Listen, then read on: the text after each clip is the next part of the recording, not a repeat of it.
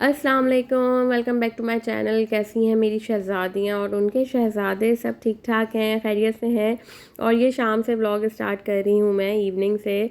पहले तो मैंने सोचा आप लोगों के साथ कराची का स्काई शेयर करूँ। इतना कोई हसीन हो रहा था, कुदरत के नज़ारे देखकर वाकई सुबहान अल्लाह मुँह से निकल जाता है। तो ऐसा लग रहा था किसी ने हाथ से पेंट किया हुआ है, तो मैंने उसको कैप्चर किया और सोचा आप लोगों के साथ भी शेयर करूं।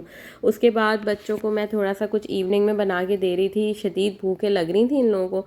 ये जो शाम की भूख है ना, इसको मिटाना बहुत ज़रूरी है। तो मैंने इनको ब्रेड रोल बना के दे दिए थे। मेरे पास तंदूरी और चिकन टिक्का मसाले में एक चिकन का मैरिनेशन रखा हुआ था, जो मैं लंच वगैरह के लिए इनके लिए बनाती हूँ। तो फिर मैंने इनके लिए ब्रेड रोल्स बना दिए थे। बहुत दिन हो गए थे इन लोगों को नहीं बना के दिए थे। तो ये है कि बच्चे फिर खुशी खुशी खा लेते हैं। कभी कभी इस तरह के स्नैक्स भी इन बच्चों को देने चाहिए। तो यहाँ पे ब्रेड रोल बनाने के बाद मुझे जाना था, कहाँ जाना था, ये बहुत अच्छा सवाल है। मैंने आप लोगों को प्रीवियस व्लॉग्स में ही बताया है कि मेरी तबीयत सेट नहीं चल रही है। तो मुझे डॉक्टर ने कुछ टेस्ट लिख के दिए थे। तो कुछ और मत समझ जाना कि क्या तबीयत ख़राब चल रही है, मैं बताऊंगी इंशाल्लाह आगे के व्लॉग में कि क्या हो रहा है। तो हम ईसा लेबॉर्ट्री गए थे, वहाँ पे कंप्लीट मेरा अल्ट्रासाउंड वगैरह और ब्लड टेस्ट, यूरिन टेस्ट, सारी चीज़ें हो गई थी अल्हम्दुलिल्लाह। उसकी रिपोर्ट्स आ जाएंगी 1-2 दिन में। और यहाँ पे मैं अल्ट्रासाउंड के लिए वेट कर रही थी बैठ के, तो एक छोटा सा क्लिप बना लिया था कि चलो आप लोगों के साथ शेयर करूँगी। और काफ़ी टाइम लगता है टेस्ट वगैरह के लिए निकलो ना, और फिर बच्चे साथ नहीं होते तो फिर दिल तो बच्चों में ही लगा रहता है। तो बस टेस्ट हो गए सारे अल्हम्दुलिल्लाह। दुआओं में याद रखिएगा कि टेस्ट क्लियर आए। और यहाँ पे मैं बना रही हूँ खरबूजे का शेक। अच्छा, ये जो शेक बन रहा है ये मुझे किसी ने बताया है, क्योंकि मेरे किडनी में प्रॉब्लम चल रही है, इन्फेक्शन हुआ हुआ है।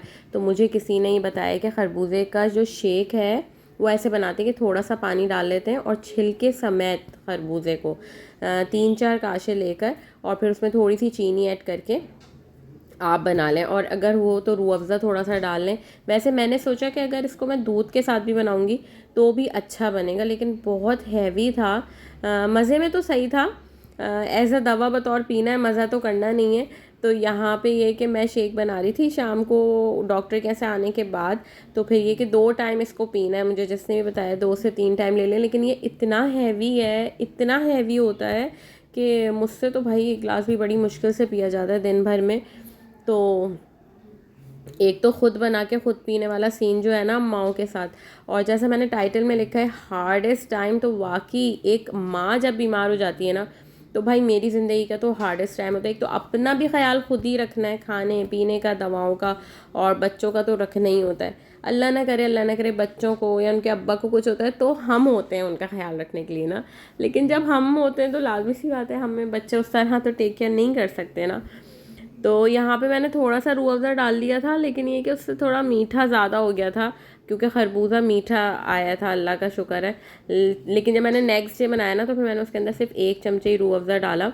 शक्ल तो कोई हसीन और प्यारी निकली थी कि बच्चों का भी दिल चाहने लग गया था इसे देख कर पीने का। तो उमर ने तो मेरे साथ साथ पिया है। तो फ़ायदे की चीज़ है, नुकसान तो करेगी नहीं। ये कहते हैं कि किडनी की जितनी भी प्रॉब्लम्स होती हैं ना, अगर स्टोन वगैरह कुछ मसला है तो इससे वो रिमूव हो जाता है। तो बस यहाँ पे बच्चों की पढ़ाइयाँ साथ साथ चल रही थी। नूरुल हुदा को मैं पढ़ा भी रही थी, उमर भी पढ़ रहे थे, और मैं खरबूजे का शेक भी इंजॉय करी थी। उसके बाद ये हुआ कि ये यार मेरी बर्नियाँ जो थी ना निम्को वगैरह की, वो बहुत ख़राब हो रही थी। तो मैंने इनको भिगो दिया था, फिर इनको वॉश करके रखा। तो बस ऐसे ही टाइम गुजरता रहता है। तबीयत भी हालांकि ख़राब हो, लेकिन घर के काम तो आपको पता है कि कभी भी नहीं रुकते। वैसे ये कि मेरे अब्बू हमेशा दुआएं यही देते हैं कि बेटा अल्लाह ताला हमेशा हाथ पाँव चलते रखे और कभी किसी का कर्ज़दार मोहताज ना करे, आमीन सुम्मा आमीन।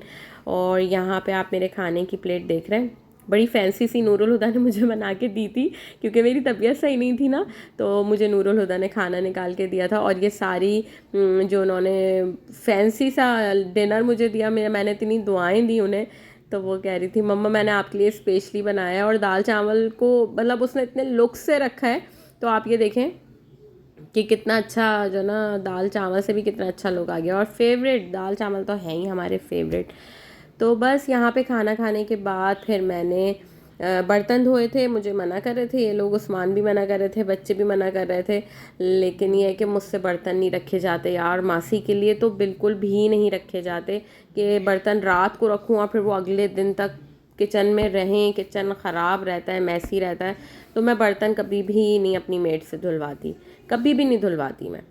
और कभी दावतों वगैरह में धुलवा भी लेती हूँ, लेकिन मैं वैसे रूटीन में मैंने मेड बर्तनों के लिए नहीं रखी हुई। मैं बर्तन हाथ के हाथ ही धोती हूँ और रात को ही किचन साफ़ करके और सोती हूँ। तो यहाँ पे नूरुल हुदा मुझसे खड़ी हुई, क्योंकि मेरी तबीयत सही नहीं थी ना, तो वो साथ साथ मेरे साथ लगी रहती है, मेरा दिल बहुत रखती है वो, तो वो साथ साथ बातें भी करती जा रही थी मुझसे और मैं किचन भी साफ़ कर रही थी। बस ये कि हाथ के हाथ बर्तन धो लो तो सारा काम फटाफट हो जाता है, फिर जमा नहीं होता। तो यहाँ पे बर्तन रेडी हो चुके हैं, धुल चुका है, किचन साफ़ हो गया है, शुक्र अल्हम्दुलिल्लाह। आज का व्लॉग हम यहीं एंड करेंगे, ज़्यादा लंबा चौड़ा व्लॉग नहीं है। मैंने कहा यार ये छोटा सा व्लॉग ही शेयर करती हूँ आज, तबीयत भी थोड़ी डाउन है। कल फिर मिलेंगे इंशाल्लाह नए व्लॉग के साथ। अल्लाह हाफिज़, दुआ में याद रखना।